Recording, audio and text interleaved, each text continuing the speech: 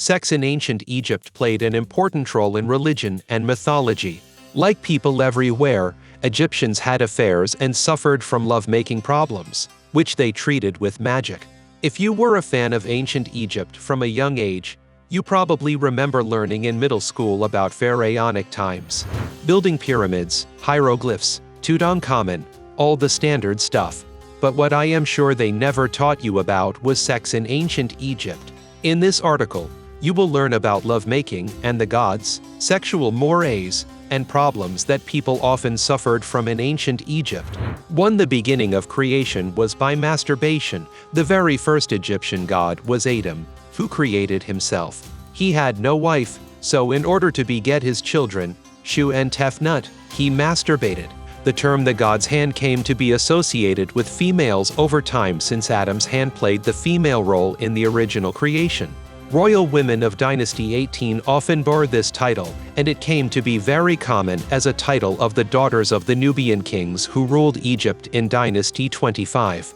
These daughters were responsible for the day-to-day administration of the country. Finally, in the Greco-Roman period, the term God's hand came to be associated with fertility goddesses, a far cry from its origins thousands of years prior. 2. Another god was known for his permanently erect phallus. The god Min was the primary male fertility god and par excellence associated with sex in ancient Egypt. He had a permanently erect phallus and wore a feathered headdress. Men suffering from impotence would make offerings of phallic figurines to the god. He was associated with lettuce as Egyptian lettuce emitted a white milky sap similar to semen. Hillary Clinton visited 3. Adultery was punishable by death. Like in any society, sex in ancient Egypt did not only take place within a marital context. Extramarital relationships surely existed, but they were not only frowned upon, but could be punished by death.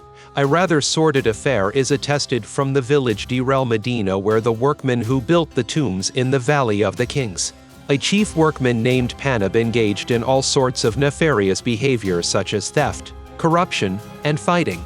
Adultery was one of his alleged crimes. He had intercourse with many married women, and his son even joined him in his escapades with an unmarried woman. In one case, he raped a woman by ripping off her clothes and throwing her on top of a wall. 4. Sensuous songs. You may be familiar with Solomon's Song of Songs in the Bible, or not, as it is a pretty risque part of the holy book that they normally don't teach in Sunday school. With racy descriptions of a woman's body, the ancient Egyptians sang similar songs. Egyptologists have long called these love songs sung by unmarried lovers. I believe they actually are songs sung at weddings. 5. The Egyptians liked porn. Before X-rated websites and before Playboy magazine, there was the Turin erotic papyrus. This papyrus shows a paunchy, balding, short, and scruffy men having intercourse in some rather improbable positions with a beautiful woman. The purpose of the papyrus is unknown. It may actually be a form of political satire, as a number of vignettes showing animals in human roles also appear on the same papyrus. No matter what the interpretation is, the Turin erotic papyrus is one of the most important documents we have in understanding sex in ancient Egypt. It's important to note that our understanding of ancient Egyptian culture and society is based on a combination of written records, artwork, and other artifacts that have been discovered and studied by historians and archaeologists. Some of this information may be incomplete or subject to interpretation, and our understanding of ancient Egyptian attitudes towards sex and sexuality may be influenced by the cultural and social context.